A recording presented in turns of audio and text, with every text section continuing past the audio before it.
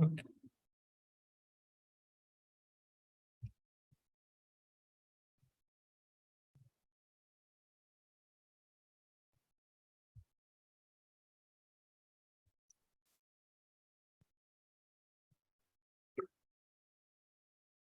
तो प्रीतम जी शुरू करें। हाँ, वो आप लोगों की बात है। ओके। तो नमस्कार सभी का। प्रयास की पेशकश अपनी जुबान के तीसरे एपिसोड में आपका स्वागत है। आज हमारे साथ है डॉक्टर प्रीतम दास, जो कि पोस्ट डॉक्टरल फेलो हैं आईआईटी गुवाहाटी में। और आज हमें ये बताएंगे हमारे यूनिवर्स की 13.8 बिलियन ईयर ओल्ड स्टोरी। तो ये एक तरह का कैसे यूनिवर्स जो है पैदा हुआ और आज की जो करंट स्टेट है वहां पर आते आते किन किन फेसेस से ये गुजरा। तो डॉक्टर प्रीतम दास ने एमएससी और पीएचडी तेजपुर यूनिवर्सिटी असम से की है। और मेरे ये खास मित्र हैं। पीएचडी के दौरान जो सर्व स्कूल्स होते हैं उनमें हमारी मुलाकात हुई थी। और ये एस्ट्रोफिजिक्स और पार्टिकल फिजिक्स में काम कर रहे हैं। इनके तो रिसर्च एस्ट्रोफिजिक्स नहीं, इंटरेस्ट है न्यूट्रिनो कॉस्मोलॉजी। Physics, cosmology. इनके रिसर्च इंटरेस्ट है neutrino physics, matter anti matter asymmetry, dark matter phenomenology and early universe cosmology. And he has a quite research experience.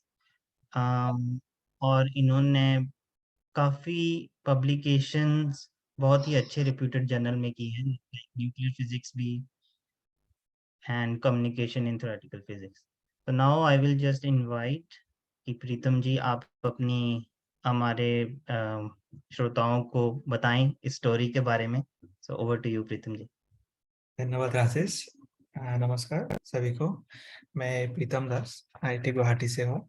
Rajesh ने बोला ही मेरे बारे में। तो मैं एक्चुअली आसाम से बिलोंग करता हूँ।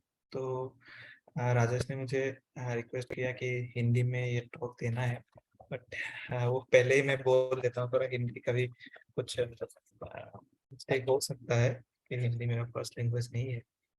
फिर भी मैं कोशिश करूंगा आप लोगों से जितना हो सके आप लोगों के आप लोग समझाने के लिए। तो मेरा आवाज आ रहा है, हाँ मेरा जी, आ वीडियो रहे भी हैं। आ रहा है?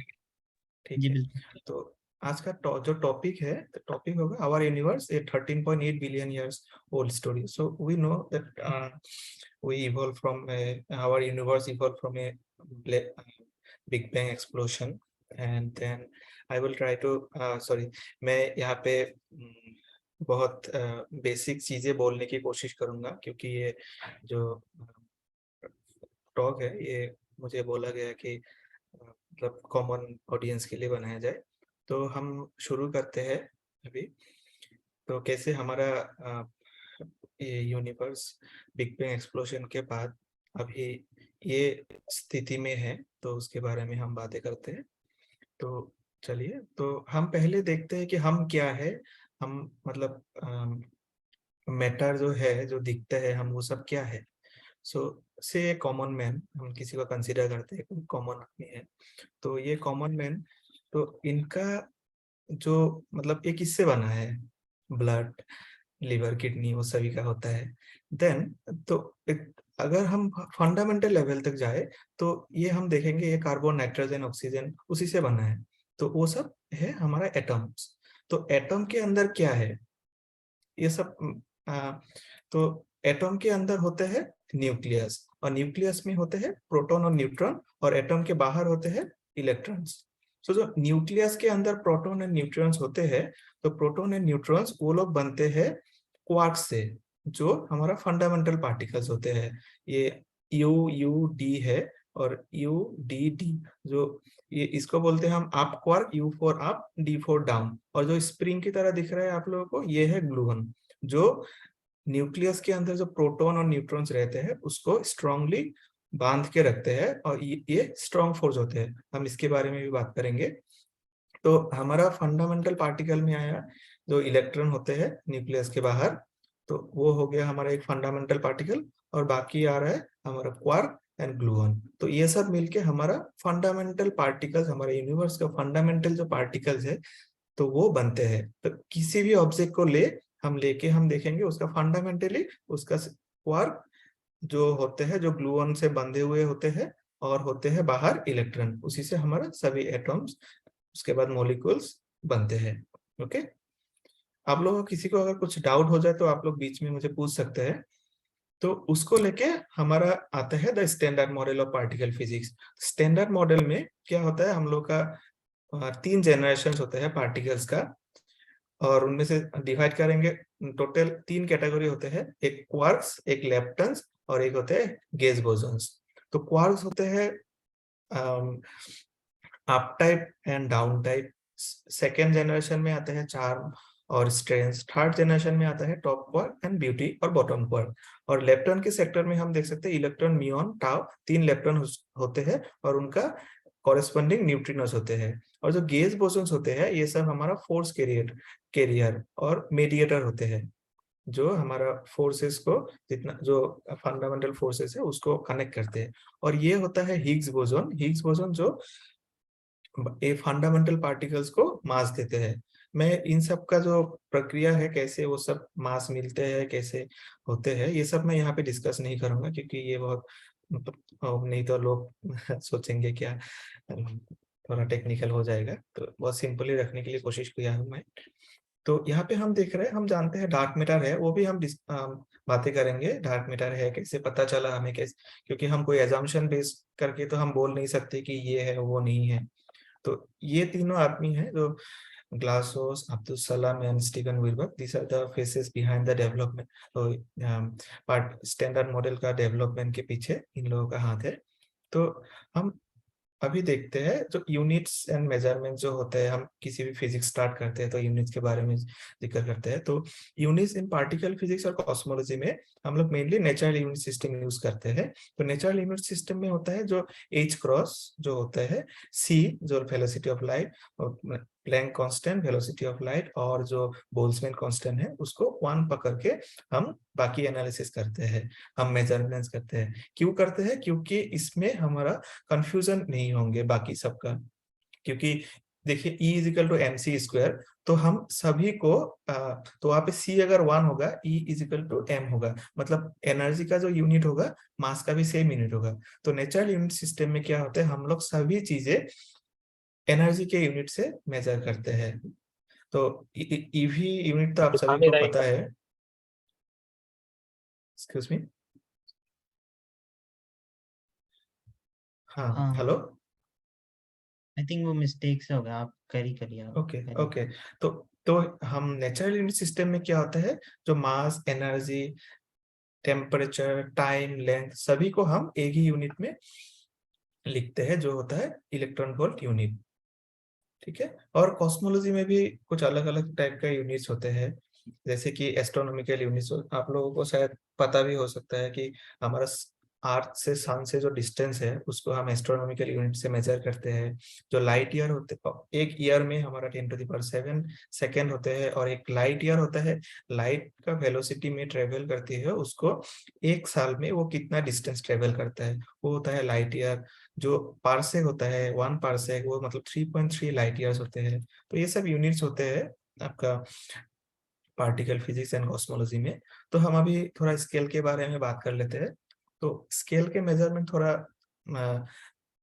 इंटरेस्टिंग है यहाँ पे, क्योंकि ये हम जो डे टू डे लाइफ में जो दिखते हैं उससे पार्टिकल फिजिक्स और कॉस्मोलॉजी दोनों दोनों और से पूरा एग्जैक्टली ऑपोजिट होते हैं, और बहुत इंटरेस्टिंग होता है, क्योंकि उससे हमारा डे टू डे लाइफ में उतना, मतलब हमारा, हम देखते नहीं है, फील नहीं कर पाते हैं। ये होता है लाइक 1 मीटर का एक गिटार स्केल, गिटार। सो ये एक हमारा, अगर हम देखेंगे एक सेल के साइज 1 माइक्रोन होते हैं, एक स्केल है। अगर हम सेल के अंदर डीएनए को देखेंगे, डीएनए का स्केल होता है नैनो स्केल में। तो डीएनए के बाद अगर हम एक एटॉम को देखते हैं, एटॉम का स्केल 10⁻11 मीटर के आसपास होते हैं। अगर हम न्यूक्लियस को देखते हैं, न्यूक्लियस 10⁻15 स्केल में होते हैं। न्यूक्लियस के अंदर अगर हम प्रोटॉन्स को देखते हैं, प्रोटॉन्स और न्यूट्रॉन, उसका साइज भी ऑलमोस्ट 10⁻15 मीटर होता है। और प्रोटॉन और न्यूट्रॉन के बाद जो क्वार्क्स आते हैं, तो क्वार्क्स का स्केल भी हम देखेंगे कि 10⁻18 के नीचे ही आते हैं। तो हम अभी मतलब ये सोच सकते हैं कि एक मीटर स्केल के एक गिटार के साथ हमारा एक क्वार्क्स का कितना कंपैरिजन है, कहाँ पे है क्वार्क्स और कहाँ पे गिटार है, हम जो डे टू डे लाइफ में जो देखते हैं। और अगर हम एस्ट्रो कॉस्मोलॉजी के स्केल में देखते हैं, ये है हमारा मिल्की वे गैलेक्सी। तो गैलेक्सी का जो लेंथ है वो 100,000 लाइट ईयर्स, मतलब लाइट के स्पीड से, लाइट के जो गति है उसके गति से वो अगर 100,000 साल अगर ट्रेवल करता है, तो जो लेंथ होगा वो है हमारा मिल्की वे का लेंथ। ठीक है, तो चलिए इसके बाद हम बातें करते हैं फंडामेंटल फोर्सेस के बारे में। हमें पता है हमारे नेचर में 4 फंडामेंटल फोर्सेस है, एंड यही सब फंडामेंटल फोर्सेस हमारा जो आज हम जिस सिचुएशन में है उसमें हमें लाया है। 4 फंडामेंटल फोर्सेस होते हैं, एक gravity, then weak force, strong force and electromagnetic force. Gravity का जो जिसके जरिए ग्रेविटी हम सभी फील करते हैं, और कॉस्मोलॉजी के स्केल में, एस्ट्रोफिजिक्स के स्केल में ग्रेविटी बहुत स्ट्रॉन्ग होते हैं। तो ग्रेविटी मेडिएट उसका जो जिससे ग्रेविटी का फोर्स ट्रांसफर होता है, जिससे वो फोर्स को चलाते हैं, उसको ग्रेविटन बोलते हैं, और इसका रेंज इन्फिनिटी होते हैं।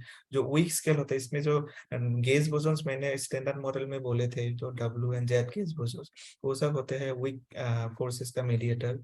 और ये बहुत शॉर्ट रेंज के लिए होते हैं, जैसे बीटा डिके, वो सब उनमें वीक फोर्सेस आते हैं। जो इलेक्ट्रोमैग्नेटिक फोर्सेस वो हमें पता है, जो फोटोन के वाया इलेक्ट्रोमैग्नेटिक फोर्सेस एक्ट करते हैं, काम करते हैं, और इसका भी रेंज इन्फिनिटी होते हैं। और स्ट्रॉन्ग फोर्सेस जो मैंने बताया था, न्यूक्लियस के अंदर, प्रोटॉन्स के अंदर जो क्वार्क्स होते हैं, क्वार्क्स को जिससे बांध के रखते हैं, वो ग्लूऑन, वो होता है स्ट्रॉन्ग फोर्स। और जो यहाँ के ब्रैकेट के अंदर जो न्यूमेरिकल नंबर दिया है, ये इन लोगों का रिलेटिव स्ट्रेंथ दिखाने के लिए। अगर हम स्ट्रॉन्ग फोर्स को 1, उसका वैल्यू अगर 1 लेते हैं, तो हमें पता चलेगा इलेक्ट्रोमैग्नेटिक फोर्स का वैल्यू 10⁻²है। वीक फोर्स बहुत वीक है, लाइक 10⁻13 होगा। और ग्रेविटी का फोर्स 10⁻, ये शायद 10⁻12 होगा, ये मेरा मिस्टेक है। इलेक्ट्रोमैग्नेटिक फोर्स शायद 10⁻12 होगा, और ग्रेविटी का फोर्स 10⁻13 है। तो ग्रेविटी का इन्फ्लुएंस बहुत कम होता है हमारा जो फिजिबल स्केल है जिसमें हम मेजर करते हैं। इसीलिए स्टैंडर्ड मॉडल में सिर्फ इन तीनों फोर्स को लेके स्टैंडर्ड मॉडल बनाया गया है, वहाँ पे ग्रेविटी का जगह नहीं है स्टैंडर्ड मॉडल में। ठीक है, तो हम अभी नेक्स्ट स्लाइड में आते हैं डार्क मैटर के बारे में। क्या सच में हमारे यूनिवर्स में डार्क मैटर है या नहीं?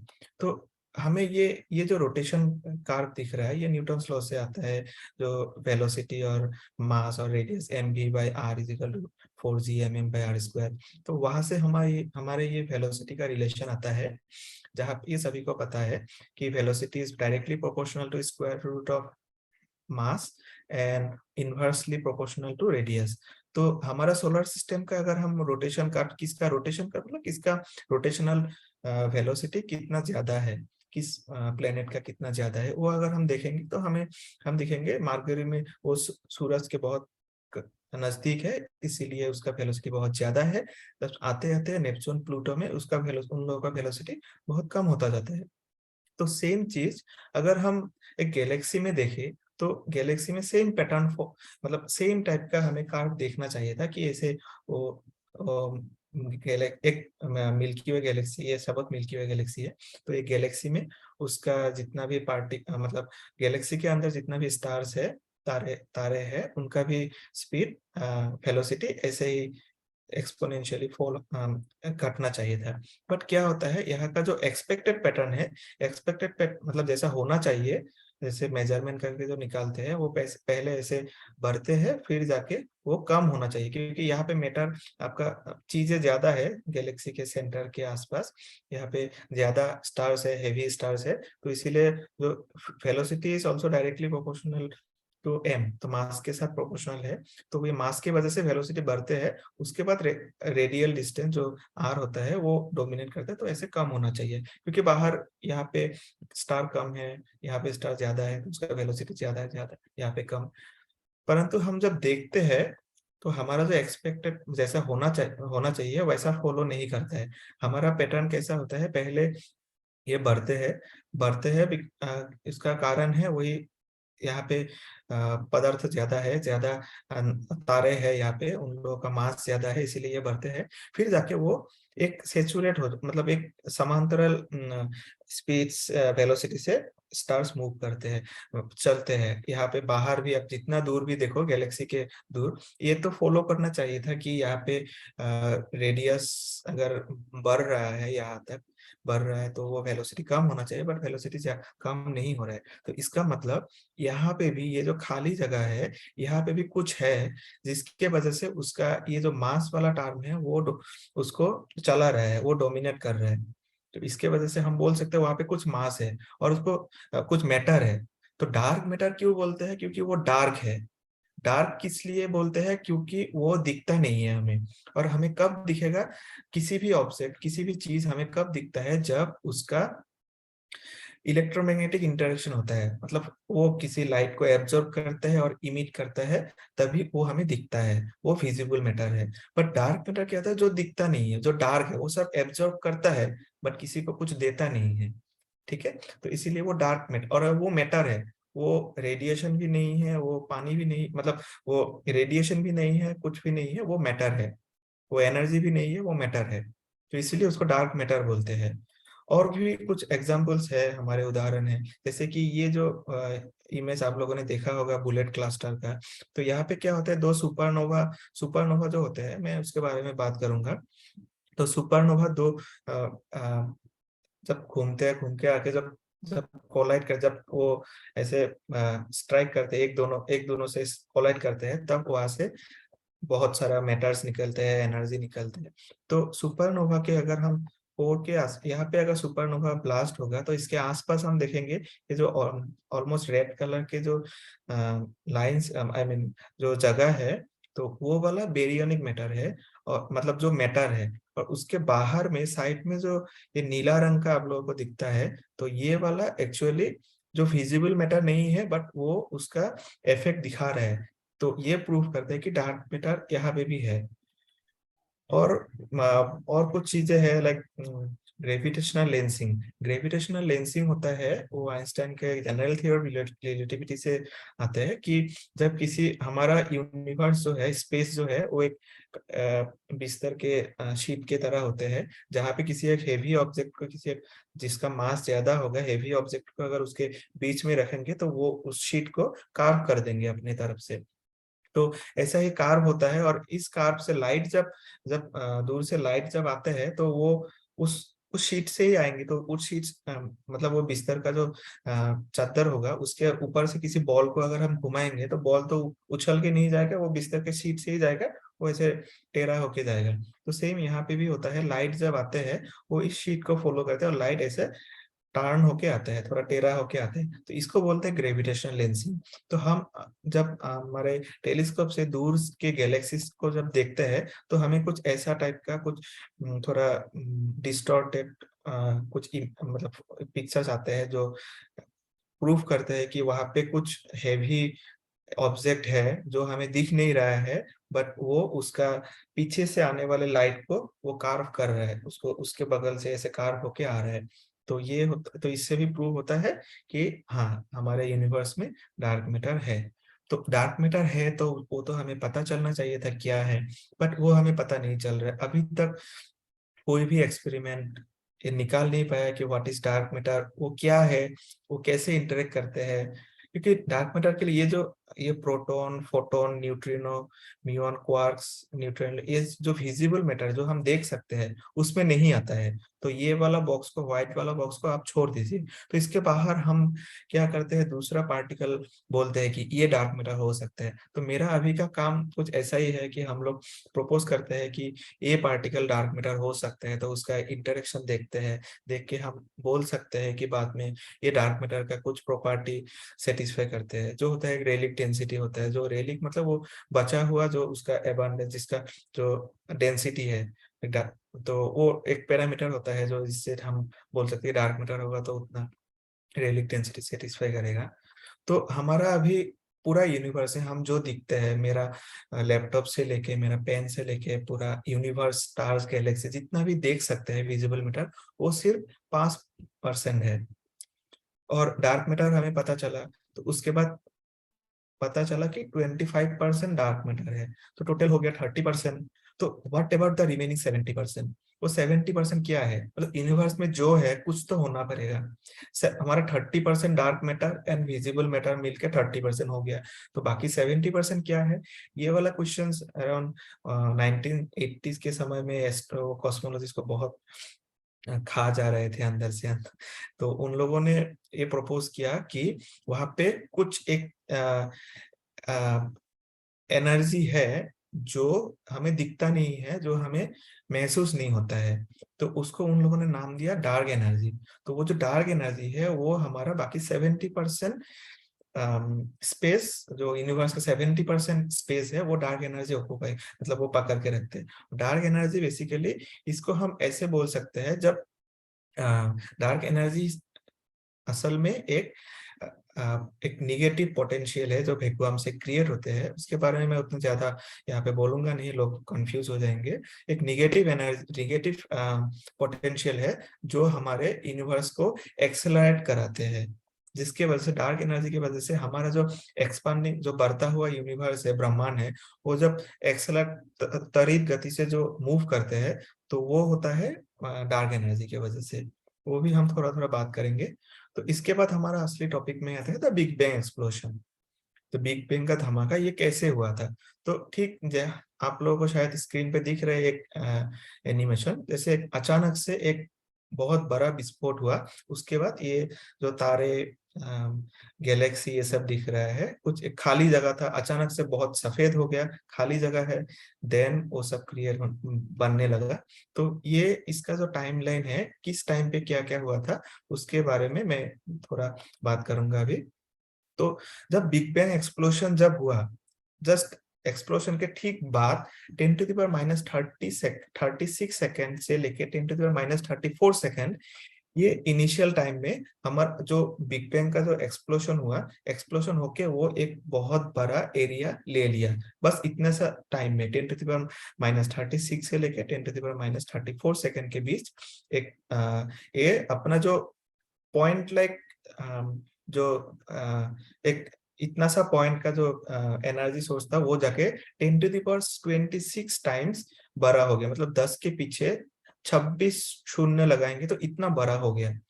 और ये इन्फ्लेशन है, कैसे, मतलब इन्फ्लेशन हुआ, जो ह्यूज एक्सपांशन हुआ था, एक्सप्लोशन हुआ, एक्सपांशन हुआ, बढ़ गया, वो उसको इन्फ्लेशन बोलते हैं। तो इसका प्रूफ क्या है? तो इसका प्रूफ है ये जो चित्र आप लोग देख सकते हैं यहाँ पे, ये कॉस्मिक माइक्रोवेव बैकग्राउंड का चित्र है जो हमारा टेलीस्कोप्स लिए है। ये हमारा पूरा यूनिवर्स का जो एनर्जी डेंसिटी है, एनर्जी डेंसिटी, उसका ये मैप है। यहाँ पे हमारा पूरा यूनिवर्स का एनर्जी डेंसिटी दिख रहा है, ये पूरा यूनिवर्स का लेंथ यहाँ पे दिख रहा है। तो यहाँ पे अगर कुछ नीले रंग का जगह है, काले नीले, कुछ लाल, कुछ पीले रंग के, हरा, बहुत सारे रंग है, वो है आपका टेम्परेचर। यहाँ पे ये सब जगह का जो तापमान है वो कितना है।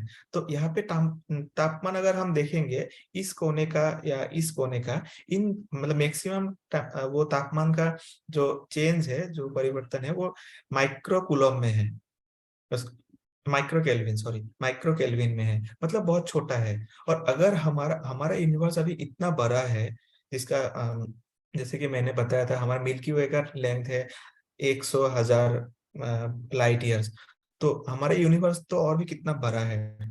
तो इतना बड़ा यूनिवर्स में अगर वो एक्सप्लोशन ना होके, मतलब इतना बड़ा यूनिवर्स में एक ही मतलब इस जगह पे और यूनिवर्स के इस कोने में, दोनों साइड में टेम्परेचर का इतना ज्यादा यूनिफॉर्म, मतलब क्या बोलेगा, समांतराल से वो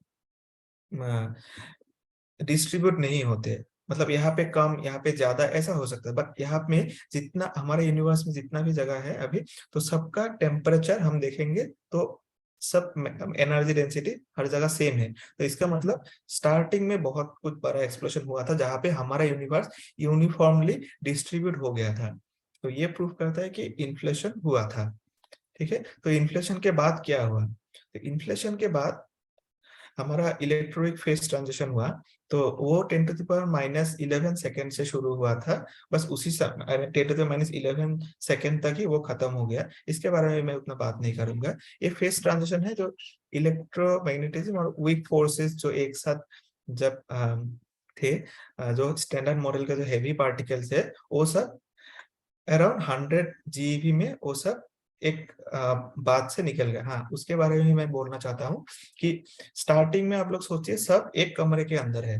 तो जब यूनिवर्स एक्सपांड हो रहा है, हमारा यूनिवर्स बढ़ रहा है, तो बढ़ रहा है मतलब उसका जब एक जगह का, एक रूम का टेम्परेचर सेम है, वो रूम अगर हम एक्सपांड करते जा रहे हैं तो उसका रूम का टेम्परेचर कम होता होता जाएगा। और जब रूम का टेम्परेचर कम होता जाता है तब उसमें जो हेवी, उस टेम्परेचर के हिसाब से जो पार्टिकल रहता है वो पार्टिकल उस टेम्परेचर में रह सकता है। जब सपोज रूम का टेम्परेचर 10 हो गया और वहां पे एक पार्टिकल है जिसका मास 20, वो 20 मास का जो पार्टिकल है या 20 एनर्जी का जो पार्टिकल है वो उस बात में नहीं रहेगा। जब भी उसका मास 20 हीट करेगा उस रूम का, तब वो वहां से निकल जाएगा। तो ये होता है, इस टेम्परेचर में वो हुआ था कि ये टेम्परेचर में इलेक्ट्रिक फेज ट्रांजिशन मैक्सिमम, सबसे ज्यादा जो इलेक्ट्रोमैग्नेटिक फोर्स और वीक फोर्स से रिलेटेड जो स्टैंडर्ड मॉडल पार्टिकल्स है सब ऑलमोस्ट निकल गया था। स्टैंडर्ड मॉडल का जो प्लाज्मा था, जो फ्लूइड था जिसमें सब पार्टिकल था, वो सब उस 100 जीवी में वहां से निकल गया। निकल जाके वो बाहर स्पेस में, ब्लैंक स्पेस में वो लोग घूम रहा था।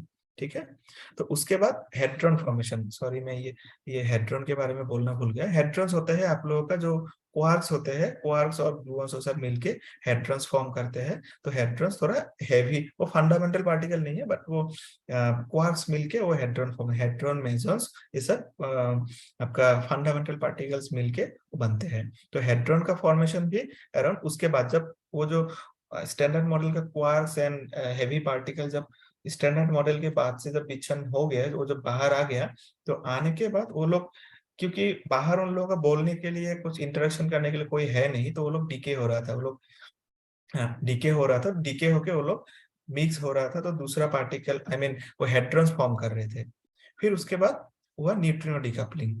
ये एक बहुत महत्वपूर्ण एक घटना है हमारा, जो बिग बैंग के बाद, वो सिर्फ 1 सेकेंड में हुआ था। बिग बैंग के जो धमाका हुआ, उस धमाके के सिर्फ 1 सेकेंड के बाद हमारा न्यूट्रिनो डिकपलिंग हुआ था।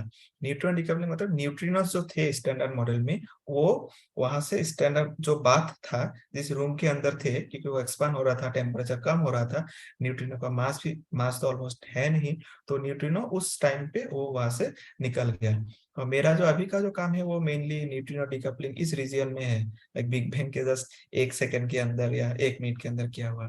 और उसके बाद आता है डार्क मैटर डिकपलिंग।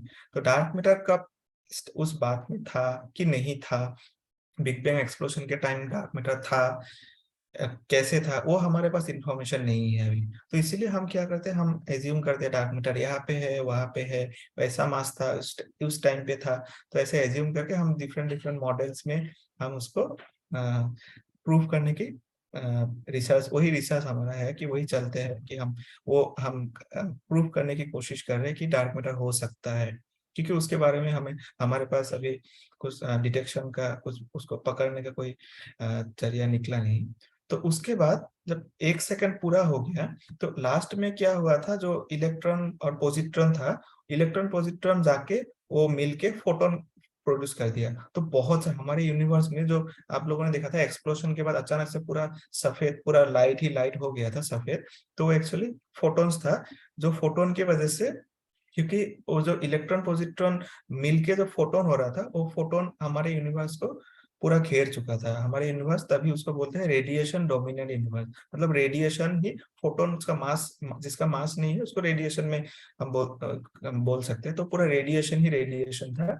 तो उसके बाद जब 1 सेकेंड से लेके 3 मिनट तक, 180 या 200 मिनट 200 सेकंड भी बोल सकते हैं, उस टाइम पे बिग बैंग न्यूक्लियोसिंथेसिस हुआ था।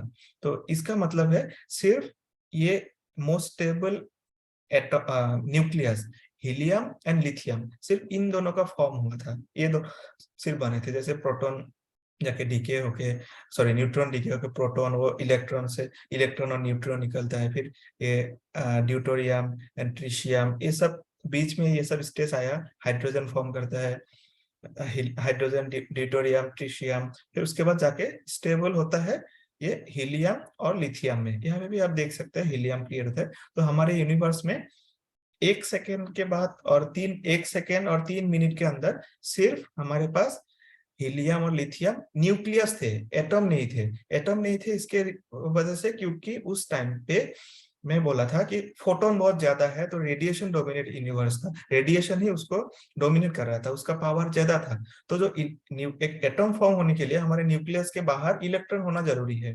तो इलेक्ट्रॉन को वो फोटोन इलेक्ट्रॉन को न्यूक्लियस को दे नहीं रहा था, क्योंकि फोटोन का एनर्जी ज्यादा है, वो इलेक्ट्रॉन के साथ स्कैटरिंग होके उधर ही इलेक्ट्रॉन के साथ ही फोटोन का इंटरेक्शन था। तो इसके बाद जो इवेंट आया 3 मिनट के बाद, वो होता है हमारा मैटर रेडिएशन इक्विलिटी, जहाँ पे जो मैटर है और रेडिएशन है दोनों एक समान मात्रा में आ गया, कि फोटोन स्कैटर होके मैटर ज्यादा फॉर्म होने लगे। हमारा जो न्यूक्लियस है हीलियम एंड लिथियम, वो न्यूक्लियस ज्यादा फॉर्म होने लगे, ज्यादा बनने लगे। तो धीरे धीरे उन लोगों का कॉन्सेंट्रेशन ज्यादा हो गया, पॉपुलेशन ज्यादा हो गया, तो जाके मैटर और रेडिएशन दोनों समान हो गए। तो जब समान होने लगा तब क्या हो रहा था, वो जो न्यूक्लियस थे, तो न्यूक्लियस अभी डोमिनेट करने लगा रेडिएशन को। जब ये टेम्परेचर क्रॉस कर गया 8700 केल्विन, जिसके लिए हमें समय लगा था लगभग 60 साल। तो उसके बाद ये इस इवेंट के बाद जहाँ पे हमारा मैटर और रेडिएशन इक्वल हुआ था, तो पहला एटॉम जो फॉर्म हुआ था, बना था, जो न्यूक्लियस है हीलियम न्यूक्लियस, उसके बाहर पे 4 इलेक्ट्रॉन जो घूम रहा है, उसके लिए हमें और 2 लाख साल लगे थे। तो 2,60,000 साल में हमारा पहला जो एटॉम है वो बना था। और जब पहला एटॉम बना, तो उसके बाद से जो फोटॉन्स थे, जो खाली जगह पे जो फोटोन थे, तो फोटॉन्स क्या हो रहा था, इलेक्ट्रॉन के साथ वो स्कैटरिंग कर रहा था, बट वो इवन क्योंकि इलेक्ट्रॉन्स तो अभी एटम्स के पास आ गए, तो एटम्स के पास, सॉरी, न्यूक्लियस के पास आके वो एटम फॉर्म करने लगे। तो इसके वजह से फोटॉन्स जो है वो धीरे धीरे कम होने लगा। और लास्ट जो फोटोन इलेक्ट्रॉन से स्कैटर होके निकला था, उससे मैंने जो पहले का इमेज देखा था कॉस्मिक माइक्रोवेव बैकग्राउंड का, उस फोटॉन्स, वो सब फोटॉन्स के इंफॉर्मेशन से हमें ये सब पता चलता है कि लास्ट स्कैटरिंग कब हुआ था। उसके बाद से ये कॉस्मिक माइक्रोवेव बैकग्राउंड मिलता है, और ये हुआ था हमारा अराउंड 3,80,000 साल बाद। और इसका टेम्परेचर एनर्जी था 0.25 इलेक्ट्रॉन वोल्ट। और इसके जब फोटोन डिकपल हो गया, तब हमारा यूनिवर्स पूरा ट्रांसपेरेंट दिख रहा था, उसको क्या बोलेगा, सॉरी, पहले ओपेक था, वो इधर से उधर नहीं दिखता था। अभी क्योंकि फोटॉन्स है नहीं वहां पे, लाइट है नहीं, तो हमें पूरा यूनिवर्स, तभी के बाद से हमें यूनिवर्स दिखने लगा। तो धीरे धीरे हमारा स्टार फॉर्मेशन होने लगे। स्टार फॉर्मेशन प्रोसेस में एक स्लाइड में रखा हूँ। तो क्या होता है, वो जब हमारा मैटर डोमिनेट स्टार्ट हो जाता है, फोटोन है नहीं, मैटर मतलब हमारे एटम फॉर्म करने लगे, एटम बनने लगे, एटम के बाद एटम्स मिलके मॉलिक्यूल्स बनने लगे, तो मॉलिक्यूल्स जाके एक गैस का क्लाउड बनने लगे, इधर एक क्लाउड उधर एक क्लाउड। तो धीरे धीरे उसके बाद ग्रेविटी बोलता है ठीक है ये काम अब से मैं कर लेता हूँ। तो ग्रेविटी आके क्या करता है, एक जगह पे आके, जब आपका उसका क्लाउड जो मेघ होता है मैटर का, वो जब ज्यादा होता है, आप लोग यहाँ पे देख सकते हैं, सॉरी, हाँ, तो इस फिगर में आप यहाँ पे एनिमेशन में आप देख सकते हैं। तो उसका जब मास ज्यादा होता है, वो क्लाउड्स आते हैं, आके आके एक जगह पे घूमते हैं, आते हैं और उसका डेंसिटी बढ़ता है। तो ऐसे ऐसे करके जाके स्टार फॉर्म होते हैं। और स्टार के फॉर्म जो हेवी न्यूक्लियस था, सिर्फ वही वही सो हीलियम और लिथियम वही सब फॉर्म हुआ था। उसके बाद जब स्टार फॉर्म होते हैं, उसके बाद धीरे धीरे से बाकी सब जो कार्बन, ऑक्सीजन, नाइट्रोजन, वो सब उसके बाद क्रिएट होता है उसका स्टार के अंदर, और वो हम बात करेंगे। तो सॉरी, हाँ, उसके बाद फर्स्ट स्टार जब हुआ था उसके लिए हमें 100 मिलियन साल लगे थे। तो उसके बाद बहुत सारे स्टार हो गए, सब स्टार मिलके एक टाउन बना लिया, एक गांव बना लिया, जिसको हम गैलेक्सी बोलते हैं। एक फर्स्ट गैलेक्सी हुआ था, एक वो बनने में 1 बिलियन साल लगे थे। फिर पहला गैलेक्सी के बाद आया डार्क एनर्जी का कॉन्सेप्ट। तो डार्क एनर्जी पहले वो क्या था, डार्क एनर्जी क्या करता है, हमारा जो एक्सपांडिंग जो बढ़ता हुआ यूनिवर्स है, यूनिवर्स को वो एक्सलरेट करते हैं, वो ज्यादा एनर्जी देते हैं, ज्यादा जोर से उसको मूवमेंट करने, एक्सपांड होने के लिए। तो डार्क एनर्जी पहले ये लोग कुछ हमारा प्रोसीडियर है एक्सपेरिमेंटल, जहां से हम देख सकते हैं कि जो पुराना जो हमारा स्टार्स थे, पुराना जो गैलेक्सी थे, उनका जो एक्सेलरेशन थे, तरंग जो थे वो कम था। बट अभी जो नया जो गैलेक्सीज है उसका जो है वो एक्सेलरेशन वो ज्यादा है। तो मतलब डार्क एनर्जी का कॉन्सेप्ट हमारे पास आया अराउंड 9 बिलियन ईयर्स के बाद, क्योंकि उस टाइम पे जो वो बहुत टेक्निकल चीजें होते हैं कि मैटर के लिए जो स्केल ऐसे किसी अलग तरीके से डिपेंड करता है, रेडिएशन के लिए अलग तरीके से डिपेंड करता है, बट डार्क एनर्जी के लिए जो स्केल होता है वो इंडिपेंडेंट होता है। तो वो एक टाइम पे जो मैटर रेडिएशन दोनों फॉर्म करते हैं, मैटर जब बढ़ते हैं तो वो उसके बाद से डार्क एनर्जी भी उसका निगेटिव पोटेंशियल, उसका इन्फ्लुएंस उसको करते हैं ज्यादा। तो उसके बाद से डार्क एनर्जी का कॉन्सेप्ट आया। देन फिर अभी जाके जो 13.8 बिलियन के बाद हम अभी यहाँ पे ये टॉक दे रहे हैं, यहाँ पे वो सब बातें कर रहे हैं। इसको होने के लिए हमारे पास 13.8 बिलियन टाइम लगे हमको, जिसका अभी हमारा एनर्जी है 0.24 मिली इलेक्ट्रॉन वोल्ट, और यूनिवर्स का टेम्परेचर अराउंड 2.7 केल्विन है। तो उसके बाद ये वाला एनिमेशन तो आपको दिखा चुका हूँ। तो इसके बाद आता है हमारा जो स्टार फॉर्म होता है, तो स्टार का कोर में क्या रहता है, मतलब कैसा रहता है, बाकी सब एटॉम्स कैसे फॉर्म हुआ। इनिशियली तो सिर्फ है बिग बैंग न्यूक्लियर सिंथेसिस के बाद सिर्फ lithium and helium he form हुए थे। तो उसके बाद क्या होता है, जब स्टार्स कोलैप्स करते हैं उसके बाद जाके जो सबसे मोस्ट स्टेबल वन उसका कोर में जाके बैठता है। तो स्टेबल सबसे ज्यादा हमारे पीरियोडिक टेबल में सबसे स्टेबल वन आयरन होता है, क्योंकि आयरन के बाद भी स्टेबल एटॉम होते हैं, जैसे कि हमारा ग्रुप 18 एलिमेंट्स। बस उसके लिए हमारे पास उस टाइम पे मतलब एक क्लाउड में जो मोलिकुलर क्लाउड होता है उसमें उतना सफिशिएंट न्यूट्रॉन्स नहीं होते कि वो न्यूक्लियस बनाए। वो न्यूक्लियस बनाने के लिए सफिशिएंट न्यूट्रॉन्स नहीं थे। तो इसके वजह से जो मोस्ट स्टेबल फॉर्म जो सबसे स्टेबल है वो होता है आयरन कोर। देन आयरन के बाद धीरे धीरे उसका, इसको बोलते हैं ओनियन शेप स्ट्रक्चर बोलते हैं, जो प्याज की तरह होते हैं। तो आयरन के बाद जब आते हैं सिलिकॉन, सिलिकॉन के बाद magnesium, then neon, oxygen, carbon, helium, hydrogen. सबसे बाहर स्टार के सबसे बाहर होता है हाइड्रोजन का क्लाउड, जो नॉन बर्निंग होते हैं। तो ये हो गया हमारा एक स्टार का कैसे फॉर्म होता है, हो गया। फिर अगर जो स्टार बनेगा उसका भविष्य क्या होगा, वो बड़ा होके क्या बनेगा, ठीक है। तो ये एक होता है जो HR डायग्राम बोलते हैं। तो इसमें कुछ स्केल्स ऐसे होते हैं, कलर कोड कुछ होते हैं, जिससे वो हमारा जो स्टार है वो किस कैटेगरी में पढ़ते हैं। तो यहाँ पे कुछ कैटेगरी होते हैं, जैसे giant, super giant, white dwarf, और एक होते हैं मेन सीक्वेंस। तो मेन सीक्वेंस में हमारा जो सोलर सिस्टम का सन है वो एक आइडियल पोजीशन में है। ये ऑलमोस्ट हम बोल सकते हैं कि एक युवा तारा है जो मेन सीक्वेंस में है। तो ये सब मास स्केल के जो जिसका मास कम होता है, तो वो सब मास स्केल का जब एक दिन तो उसका अंदर का जो न्यूक्लियर फ्यूजन होते हैं वो खत्म हो जाएगा। तो उसके बाद वो जाके बनता है रेड जाइंट्स। तो रेड जाइंट जब उसका क्या हुआ, अंदर का जो जो उसको एनर्जी दे रहा था, अंदर का एनर्जी खत्म हो गया। तो खत्म होने के बाद क्या होगा, उसको अचानक से उसका जो अ, बाहर का जो एरिया है, बाहर में जो जो कुछ था वो सब कोलैप्स होने लगेंगे, अंदर की तरफ आने लगेंगे। ऐसे उसको बड़ा था उसको छोटा करने लगेंगे। फिर जब छोटा होगा अचानक से क्या होगा, उसके अंदर में वो एक बहुत बड़ा अमाउंट ऑफ एनर्जी, बहुत बड़ा एनर्जी उसके अंदर में एक ऐसे कंप्रेशन आएगा, उसके आने के बाद वो एक रिबाउंस करेगा, फिर वो कंप्रेशन के आने के बाद वो फिर से अंदर से एनर्जी रिलीज कर देगा, क्योंकि उसके अंदर कोई एनर्जी अभी है नहीं जो उसको कंटिन्यूअस एनर्जी दे सके। तो वो एनर्जी है नहीं और वो बहुत बड़ा एक्सपांड हो गया, इसके वजह से उसका रेड शिफ्ट होता है। आप लोग शायद पढ़े होंगे रेड शिफ्ट ब्लू शिफ्ट, तो डॉपलर इफेक्ट से आते हैं। तो रेड शिफ्ट होते हैं, इसीलिए वो जाके जो साइज भी बड़ा हो जाता है और वो रेड कलर के हो जाते हैं, तो इसीलिए उसको रेड जाइंट्स बोलते हैं। जब रेड जाइंट्स उसका जितना बाहर का जो रेड हो रहा है, जिसका थोड़ा बहुत एनर्जी था, वो जब खत्म होता है, खत्म होने के बाद वो जाके व्हाइट ड्वार्फ बनते हैं।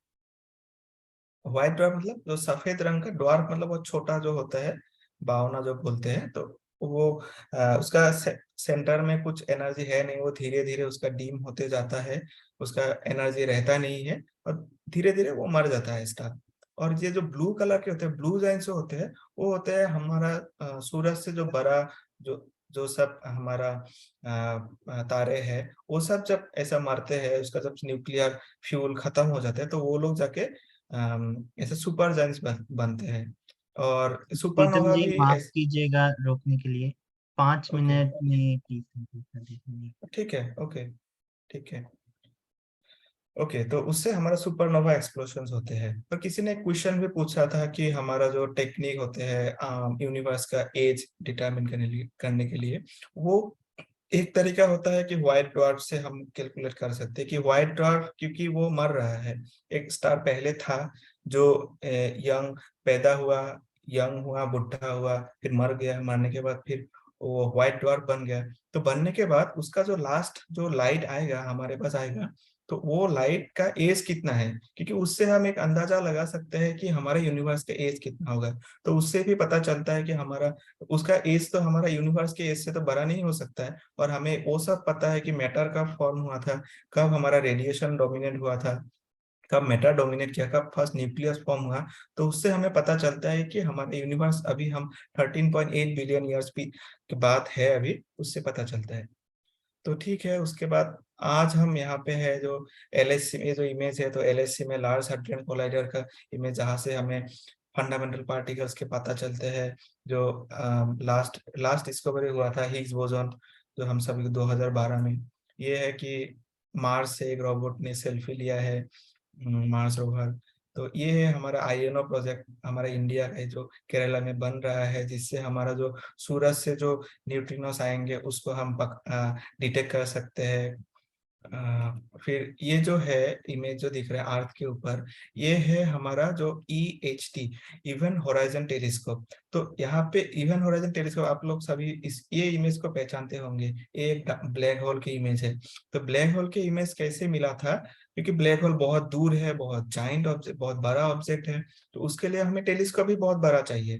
बट उतना बड़ा टेलीस्कोप हमारे अर्थ में बनाने के लिए, एक ही इंस्ट्रूमेंट में बनाने की संभावना नहीं है, हम नहीं बना सकते इतना बड़ा टेलीस्कोप। तो साइंटिस्ट लोगों ने क्या किया, अर्थ के अलग अलग 6 जगह पे 6 टेलीस्कोप लगाया। वो 6 टेलीस्कोप एक ही साथ एक इमेज को, एक जहाँ पे उन लोगों को पता है कि यहाँ पे एक ब्लैक होल है, तो वहां पे वो लोगों ने फोटो खींचा, फिर सभी फोटोज को लाके एनालिसिस किया, फिर जाके हमें ये ब्लैक होल का ये इमेज मिला था। फिर ये रिसेंट जो है, ये भी आप लोग पहचानते होंगे, जेम्स वेब टेलीस्कोप। कभी काफी खूबसूरत चित्र भेजे हैं इन्होंने, लाइक ये हमारा जुपिटर का इतना शार्प, इतना अच्छा इमेज जेम्स वेब टेलीस्कोप ने भेजा है। एक कुछ एक्सपेरिमेंट है, आइस क्यूब एक्सपेरिमेंट, जो हमारे साउथ पोल में है। ये भी हमारे डार्क मैटर और न्यूट्रिनोस ये सब डिटेक्ट करने के लिए लगे हुए हैं। तो ठीक है, मेरा टॉक मत वो कॉस्मोलॉजी और पार्टिकल फिजिक्स के बारे में वहीं पे खत्म हो गया, मतलब यहाँ तक था। तो आज हम कहाँ पे हैं, आज हम किस स्थिति में हैं, जो हम मोबाइल यूज कर रहे हैं, इंटरनेट। ये वाला स्लाइड मैंने एक्चुअली, राजेश ने मुझे बोला था कि ये मेनली अंडर ग्रेजुएट लोगों के लिए है, तो मैंने ये स्लाइड बनाया था कि हम फिजिक्स क्यों पढ़ रहे हैं। लाइक फिजिक्स, बहुत सारे लोगों का यही कंप्लेन होता है कि फिजिक्स बहुत हार्ड है, पसंद नहीं। बट फिजिक्स, लाइक मैं सिर्फ फिजिक्स नहीं बोलूंगा, science is a part of our life. Science को हमारे लाइफ का पार्ट बनाना चाहिए, हमें सीखना चाहिए एटलीस्ट। कैसे होता है वो जानना चाहिए। जैसे कि अभी मोबाइल का आविष्कार कैसे हुआ था, वो मोबाइल के अंदर हम सभी जानते हैं सेमीकंडक्टर रहते हैं, सिलिकॉन चिप्स रहते हैं, तो वो भी कोई फिजिक्स पढ़ के ही उसको डेवलप किया था। जो जीपीएस है, अभी हमारा एक्यूरेट इंफॉर्मेशन जगह का पता चलता है। जीपीएस भी जब आइंस्टाइन ने जनरल थ्योरी ऑफ रिलेटिविटी दिया था, तब उनको पता नहीं था कि उसका थ्योरी के वजह से हम अभी 21वीं सदी में हम अपना एग्जैक्ट पोजीशन जीपीएस के द्वारा किसी को दे सकते हैं। आज मैं यहाँ पे बैठ के आप लोगों के सामने आ रहा हूँ, जो इंटरनेट के लिए पॉसिबल है वो भी ऑप्टिकल फाइबर के थ्रू पास होता है। और जो ऑप्टिकल फाइबर में इंटरनेट इतना स्पीड से जाता है उसके, ये आप सभी को पता है शायद, वो टोटल इंटरनल रिफ्लेक्शन। तो like physics is a part of our life, हम किसी भी गाड़ी का इंजन देखे, रॉकेट का लॉन्च देखे, वो भी न्यूटन थर्ड लॉ, इंजन जो रिवोल्यूशन हुआ था जब न्यूटन का सेकेंड लॉ से, E F equal to M A, जो फोर्स इस योर मास से हम फोर्स जनरेट कर सकते हैं। तो उनसे जाके इवोल्यूशन होके हमारा इंजन बना। उसके बाद आज हम इतना स्पीड से कहीं जा सकते हैं, कहीं जाना हो। जो हमारा जो मेडिकल साइंस में जो डेवलपमेंट है, एमआरआई, सीटी स्कैन और जो एक्सरे होते हैं, वो सब भी फिजिक्स का ही वरदान बोल सकते हैं हम। जो लेजर, किसी भी लाइट शो में जाओ, लेजर लाइट देख सकते हो आप, इतना अच्छा अच्छा लाइटिंग होते हैं, तो वो सब भी लेजर भी मतलब फिजिक्स का ही एक पार्ट है। हम जो बॉल पेन यूज करते हैं उसमें भी वो फिजिक्स की ही वजह से डेवलप हुआ था। सोचते हैं, जो हम खाना बनाते हैं इंडक्शन में हो या गैस बर्नर में हो, वो भी फिजिक्स की वजह से हम डेवलप कर सके। तो मतलब बात ऐसा है कि आप लोगों को इनिशियल स्टेज में थोड़ा फिजिक्स थोड़ा मतलब अच्छा नहीं लग सकता है, क्योंकि ये लोग देखो कितना, हमें बॉल पेन दिया, बॉल पेन नहीं होता हम लिखते कैसे, हमें एमआरआई दिया जिससे हमारा बीमारी पता चलती है, तो ये सब इतना अच्छा लाइफस्टाइल दिया है, इसके वजह से फिजिक्स से थोड़ा टफ होगा इनिशियल स्टेज में हमको। आप लोगों को शुरुआत में थोड़ा तकलीफ हो सकता है सीखने में, आप लोग डिस्कस कर सकते हैं लोगों से, बहुत इंटरेस्टिंग चीज है। और अच्छे से समझने से आप लोगों के लिए बहुत अच्छा होगा। तो we should thank physicist like, not me, earlier physicist, जिन्होंने हमें इस स्टेज में अभी हमारा लाइफस्टाइल इतना स्मूथ बनाने के लिए हम सभी फिजिसिस्ट को थैंक्स कर बोलते हैं। और मैं भी आप लोगों को थैंक यू बोलना चाहता हूँ मेरा टॉक को सुनने के लिए। हाँ थैंक जी। यू। ओके। कि प्रीतम जी, बहुत बहुत शुक्रिया। बहुत ही सिंपल ओके। भाषा में हमारे ऑडियंस को इतना जटिल सब्जेक्ट समझाने के लिए। और साइंटिस्ट को तो हमने शुक्रिया करना ही करना है। हमारी ऑडियंस भी है, स्पीकर्स भी हैं जो हमारे बुलावे पे आते हैं, उनको भी हमारा तहे दिल से शुक्रिया। तो अभी मैं ये टॉक को ओपन करता हूँ डिस्कशन के लिए। मेरे पास कुछ क्वेश्चंस है, बट उनसे पहले मैं ऑडियंस जो अभी हमारे पास लाइव साथ है उनसे जानना चाहूंगा, अगर उनके कुछ क्वेश्चंस है वो स्पीकर से सीधा सवाल कर सकते हैं। ठीक है।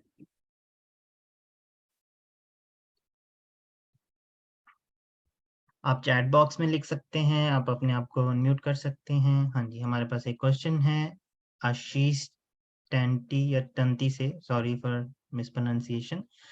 क्वेश्चन है कि what is dark matter and how does it relate to the big bang theory? What is dark matter, वो तो मैंने बोला कि वो एक मैटर है जो डार्क है, जो हमें दिखता नहीं है, क्योंकि उसका इलेक्ट्रोमैग्नेटिक इंटरेक्शन नहीं है, फोटोन के साथ इंटरेक्शन नहीं है, इसलिए हम देख नहीं पाते हैं। और बिग बैंग से रिलेशन हम अभी, वो ही एक हमारा लिए एक क्वेश्चन है, एक चैलेंज है, जो हम जो साइंटिस्ट लोग जानने की कोशिश कर रहे हैं कि एग्जैक्ट असल में डार्क मैटर बिग बैंग के टाइम में था, जितना भी है सब बिग बैंग के बाद ही है, बिग बैंग से पहले कुछ नहीं था। तो बिग बैंग के बाद कब आया था, क्या है वो, क्यों वो इतना, लाइक हम जो देख सकते हैं, जो ऑब्जर्वेबल यूनिवर्स है, ब्रह्मांड है, ब्रह्मांड का सिर्फ 5% चीज हम देख सकते हैं। बाकी जो 5% चीज है, उसी में हमारा इतना क्यूरियोसिटी है, हमारा इतना क्वेश्चन है। तो अगर हम वो 25% जो एक्स्ट्रा है उसको जानेंगे, तो और क्या क्या क्वेश्चंस निकलेंगे और क्या क्या पॉसिबिलिटीज आएंगे। तो वही रिलेशन वही है कि बिग बैंग से कि डार्क मैटर है और बिग बैंग से वो बिग बैंग के एक्सप्लोशन के बाद ही डार्क मैटर सिनेरियो में आया, और वो कब आया बस वही पता नहीं हमें, और कैसे आया वो सब हमें पता नहीं। वहाँ पे बहुत सारे पार्टिकल्स प्रपोज करते हैं हम कि ये हो सकता है, वो हो सकता है, उसका बहुत सारा प्रोडक्शन मैकेनिज्म हम देख सकते हैं। लाइक वो किसी दूसरा पार्टिकल से डार्क मैटर प्रोड्यूस होता है, नहीं तो डार्क मैटर ऑलरेडी पहले से है जो जाके एनिहिलेट, आई मीन वो जाके ऐसे कोलाइड कर एनिहिलेट करके जाके हमारा जो अभी जो स्टैंडर्ड मॉडल में जो दिखते हैं फार्मियंस, न्यूट्रिनोस, वो सब प्रोड्यूस कर सकते हैं, हम बोल सकते हैं। Okay, thank you. एक और क्वेश्चन है हमारे पास। उससे पहले मैं ऑडियंस से रिक्वेस्ट करना चाहूंगा कि हमारा ये जो सेशन है ना, ये तो आपका कोई फॉलो अप क्वेश्चन है या कोई कमेंट है तो आप यहीं पे कर सकते हैं। तो मैं नेक्स्ट क्वेश्चन में जा रहा हूँ। क्वेश्चन है वंशिका शर्मा के द्वारा, what do we think, why do we think universe is accelerating, will it stop? And the related question is what is anti gravity? Sorry, anti gravity के बारे में लाइक वही तो हो सकता है कि आपका यूनिवर्स जो डार्क एनर्जी है, जो 70% यूनिवर्स में हमारा जगह है, तो डार्क एनर्जी के वजह से हमारा यूनिवर्स एक्सेलरेट कर रहा है। तो डार्क एनर्जी उसका वो किसी स्केल से ऊपर, मैंने पहले ही बोला स्केल के ऊपर डिपेंड नहीं करता है। तो डार्क एनर्जी हमारे यूनिवर्स में एक्सेलरेट करते रहेंगे। पहले हमारा यूनिवर्स कम जोर से एक्सेलरेट कर रहे थे, डिसेलरेट कर रहे थे बोल सकते हैं। तो अभी रिसेंटली यूनिवर्स एक्सेलरेट कर रहा है बिकॉज ऑफ हमारा मेटा डेंसिटी बढ़ रहा है, और उसके वजह से हमारा नॉट उसके वजह से बट हमारा जो मेटा डेंसिटी बढ़ेंगे तो उसमें डार्क एनर्जी के इन्फ्लुएंस भी ज्यादा होंगे, तो हमारे यूनिवर्स एक्सपांड होते रहेंगे। तो ये सबका एग्जैक्ट आंसर वो तो अभी सबके लिए अननोन है। यूनिवर्स के जो फेट है उसके तीन तीन पॉसिबिलिटीज है ना प्रीतम? एक जो क्या? क्रिटिकल डेंसिटी के बेस पे बनाए क्रिटिकल गए हैं, डेंसिटी के बेस पे, हाँ हाँ, उसी के ऊपर या बेस करके बोल सकते हैं हम। बिग क्रंच हो सकता है, या यूनिवर्स हमेशा एक्सपैंड होता रहेगा, या दोबारा ये बिग एग्जैक्टली बैंग चलता वो है। डिपेंड करेगा आपका जो डिपेंडेंस है स्केल फैक्टर के ऊपर, जो डिपेंडेंस है डार्क एनर्जी का, तो वो डिपेंडेंस कैसे चेंज हो रहेगा ओवर द टाइम। और बाद में अगर सपोज हम बोल दें कि स्केल फैक्टर के ऊपर, वो सब थोड़ा टेक्निकल चीजें हो जाता है, इसलिए मैंने उसको इंक्लूड नहीं किया। तो स्केल फैक्टर अगर ज्यादा हो जाए तो ऐसा हो सकता है एक्सेलरेट होके सब चला गया दूसरा अलग अलग जगह, तो कुछ नहीं रह सकता, ऐसा भी हो सकता है, क्योंकि लिमिट तो है नहीं कुछ हमारा। तो अभी वंशिका का अगेन सवाल है, what about anti gravity? I think उनको क्लियर नहीं हुआ, अगर आप दोबारा बता सकें आप। एंटी ग्रेविटी के बारे में मुझे भी उतना पता नहीं, क्योंकि मैं ग्रेविटी में काम नहीं करता हूँ। तो आई गेस ऐसे हमें पता है कि gravity is a attractive force. तो एंटी ग्रेविटी ऐसा हो सकता है कि जो डार्क एनर्जी की वजह से जो निगेटिव हम्म। पोटेंशियल जनरेट होता है, तो उससे ही रिलेटेड हो सकता है, उसको हम बोल सकते हैं कि एंटी ग्रेविटी। क्योंकि हमारे standard mode sorry normal relativity में हमें पता है कि gravity is always an attractive force. But in general theory relativity जब आप लोग पढ़ेंगे तो आपको पता चलेगा कि gravity is not always a attractive force, sometime it becomes repulsive also. तो जिसके वजह से वो निगेटिव पोटेंशियल है, उसके वजह से हमारा यूनिवर्स एक्सपांड कर रहा है, एक्सेलरेट कर रहे हैं। तो वही हो सकता है। ओके, तो एक और क्वेश्चन है पारुल के द्वारा, what could be the reason behind the solar flares which were evolving from the sun recently? उसके बारे में वो तो प्लाज्मा के लोग ही बता सकते हैं, लाइक सोलर फ्लेयर्स क्यों, लाइक वो हमें पता है कि हॉट स्टार है, यंग स्टार है, तो उसका बाहर हाइड्रोजन क्लाउड है, उससे किसी भी रीजन से वो निकल सकता है उसका, लाइक बहुत सारी मैग्नेटिक चीजें फील्ड। उसके साथ।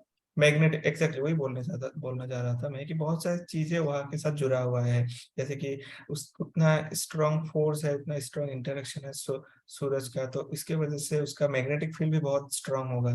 तो उसके वजह से, तो वो बहुत फास्ट एरिया है, तो उसमें एक जगह से कुछ निकल सकते हैं, उसके बारे में मैं मुझे एग्जैक्टली पता नहीं है।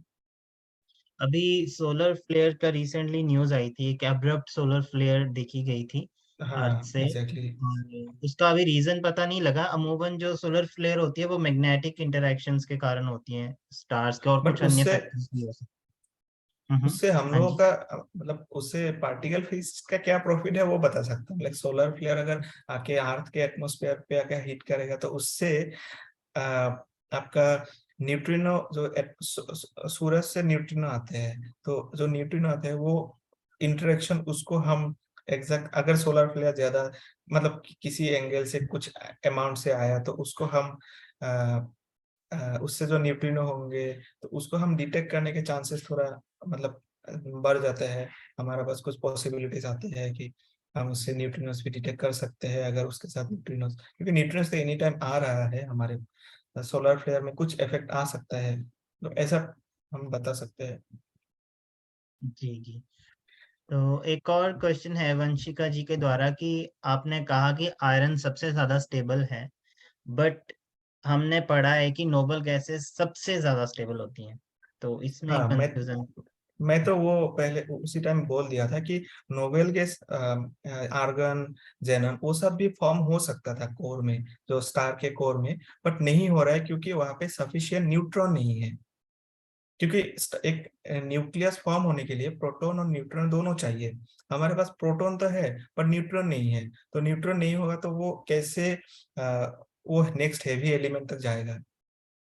तो स्टार के अंदर हमेशा वो आयरन ही प्रोड्यूस होता है, आयरन ही रहता है कोर में। उसके बाद बाकी बाहर दूसरा next heavy elements next lighter elements रहते हैं। और जाके जब वो विस्फोट होते हैं, स्टार जब कोलैप्स करते हैं या विस्फोट होते हैं, तब जो क्लाउड में उसका टेम्परेचर कम होता है, तब बाहर आके वो न्यूट्रॉन से इंटरेक्ट करके इलेक्ट्रॉन कैप्चर करके या फोटोन से इंटरेक्ट करके वो नेक्स्ट हेवी एलिमेंट बना सकते हैं, लाइक आर्सेनिक, जेनॉन, जो भी आर्गन कुछ भी बोलो, वो सब तब बना सकते हैं जब वो स्टार के बाहर जो कार्बन ऑक्सीजन वो भी हमारे इनिशियल में कुछ नहीं होता है। तो कार्बन ऑक्सीजन वो भी बाद में फॉर्म होते हैं जब स्टार एक एक्सप्लोड कर मतलब फॉर्म अंदर ही रहते हैं। जब स्टार एक्सप्लोड करते हैं तब वो फ्री एम्प्टी स्पेस में आ जाते हैं। अ, मैं भी एक इसमें कमेंट करना चाहूंगा कि जैसे नोबल गैसेस की जब हम स्टेबिलिटी के बारे में बात करते हैं तो हम एज अ एटम उसको आई थिंक कंसीडर करते हैं, नॉट एज अ न्यूक्लियाई। तो आयरन के बारे में बात कर रहे हैं तो we are talking in terms of nuclei, और lead in terms of nuclei. Hmm. So then okay, so next question we have from Parul, how we can define nebula? तो एस्ट्रोनॉमी हो जाता है। मैं राजेश इसमें मतलब मैं अभी बोलना नहीं चाहता हूँ इसमें, लाइक Okay, no कुछ problem. लाइक वही गैस क्लाउड ही है, नेबुला एक गैस क्लाउड ही है, और जो कलरफुल इमेज हमें दिखते हैं वो मेनली हाइड्रोजन और हीलियम की वजह से होता है, क्योंकि मैक्सिमम एबंडेंस में हाइड्रोजन और हीलियम रहते हैं। और वो एक गैस हम्म। क्लाउड ही है, वो जब एक स्पेसिफिक शेप लेते हैं, उससे ज्यादा मुझे उतना पता नहीं। आई थिंक इतना डिटेल में हमें जाने, वो तो एक स्पेसिफिक एक एस्ट्रोनॉमी में नॉर्मल एंटर हो जाएगा ना। एस्ट्रो पार्ट एक ऑब्जेक्ट है, एस्ट्रोफिजिक्स का एक ऑब्जेक्ट है, जो हाँ, एक गैस क्लाउड जब ही है बस। जब अपना स्टार एक्सप्लोड करता है तो उसके इर्द गिर्द जो इंटरस्टेलर मैटर है जो मैटर बिखरा आता है, हुआ उससे है, मिलके उसको मिलके एक उस वो क्लाउड बना लेता है। उसको नेबुला जनरली बोलते हैं। और हम्म। मोर प्रिसाइजली ये अलग अलग तरीके से इसको एक्सप्लेन कर सकते हैं, मतलब अलग अलग तरह के नेबुला होते हैं, तो वो एक अलग डिटेल में हो जाएगा। जी, और किसी के कोई सवाल है?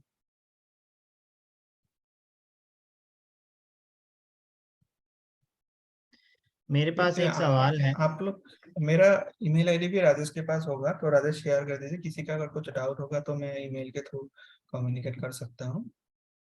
आ, मैं यहाँ पे शेयर कर देता हूँ। अच्छा, अभी और पार्टिसिपेंट्स क्वेश्चन कर रहे हैं। आशीष बोल रहे हैं कि क्या बिग बैंग सच में हुआ? हाँ, वो एक थ्योरी है, लाइक इसका एविडेंस भी है हमारे पास। लाइक जो मैंने जो कॉस्मिक माइक्रोवेव बैकग्राउंड का ये जो बैकग्राउंड दिखाया था, यहाँ पे हर एक जगह पे हमारा एनर्जी डेंसिटी यूनिफॉर्म है। तो इतना प्रिसाइसली मेजर करने के लिए, क्योंकि मेजर करने के लिए सिर्फ वो इन्फ्लेशन भी हो सकता, इन्फ्लेशन ही है जिसने मतलब एक्सप्लोशन के बिग बिग बैंग एक्सप्लोशन हुआ होगा, उसके बाद वो इन्फ्लेशन हुआ, तभी हमें ऐसा एक इमेज मिलता है। नहीं तो क्या होता है, यूनिवर्स का साइज इतना लंबा है, तो यहाँ से यहाँ तक, क्योंकि ये दोनों का, ये पोजीशन और ये पोजीशन का टेम्परेचर सेम है, एनर्जी सेम है, मतलब इन दोनों के बीच बातें हुआ होगा कि भाई मैं इतना एनर्जी मेंटेन कर रहा हूँ, तू भी इतना कर।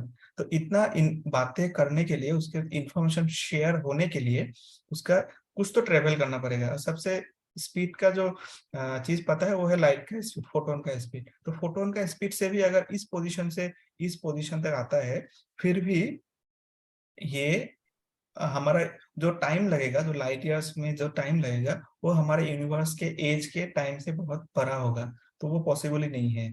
तो मतलब ऐसा पॉसिबिलिटी यही है कि कुछ एक एक्सप्लोशन था, नहीं तो उससे पहले क्या था वो हमें पता होता, कि इससे पहले ये था, उससे पहले ये था, वो तो हमें पता नहीं है।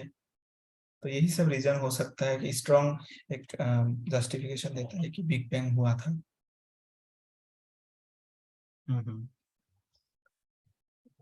जी, और फॉलो अप है, if that explosion really happened it opposes the energy conservation law. I think he is talking in terms of the singularity. हाँ, उसमें क्या लाइक व्हेनेवर वी टॉक, जब भी हम बात करते हैं बिग बैंग थ्योरी की, तो फर्स्ट क्वेश्चन जो पूछता है कि कोई भी, कि वहां पे जो फिजिक्स है, थर्मोडायनेमिक्स है, वो वायलेट हो गई है ना। वो अलग है। आप इसके बारे में आप क्या कहना चाहेंगे?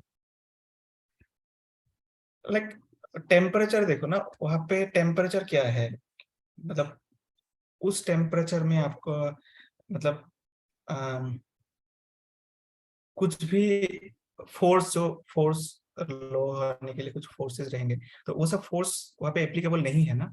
जो स्ट्रॉन्ग फोर्सेस भी देखो आप, उस एनर्जी रेंज में, उस टाइम के बिग बैंग एक्सप्लोजन के बाद जो टेम्परेचर था, उस टेम्परेचर के लिए उसका जो आपका इंटरेक्शन होने का जो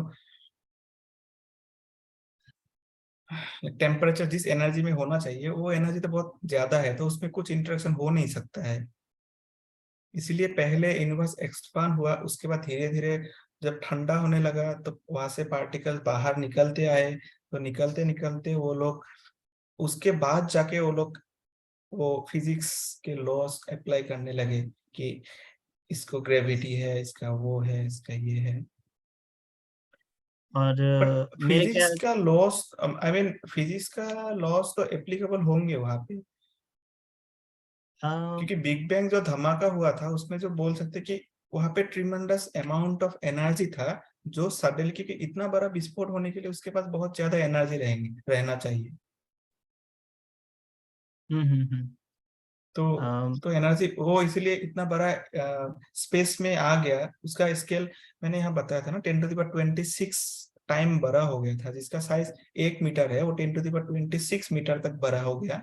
तो उतना बड़ा होगा तो उसका एनर्जी कंजर्व हो जाएगा वहां पे। तो जब वो ठंडा हो रहा है, वो तो फिर नॉर्मल फिजिक्स के थर्मोडायनेमिक्स से है, जब एक्सपांड होता है तब ठंडा होता है, तो ठंडा होता है तो उसका जो पार्टिकल बाद से निकल जाते हैं। और एक ये भी है ना कि 10⁻36 और जीरो, या जीरो से लेके 10⁻36 में क्या हुआ, ये हाँ, इसकी कोई हमारे पास फिजिकल एक्सप्लेनेशन नहीं है अभी तक। उसके लिए भी है, लाइक इन्फ्लेशन का बहुत कुछ थ्योरी है, बहुत सारे थ्योरीज है इन्फ्लेशन का, बहुत सारे हाँ, टाइप्स का इन्फ्लेशन होता है। तो इन्फ्लेशन थ्योरी में ये वाला चीज है जो ये सब उस टाइम पे क्या हुआ था उस स्मॉल इंटरवल में, तो वो इन्फ्लेशन थ्योरी से एक्सप्लेन कर सकते हैं कुछ कुछ चीजें।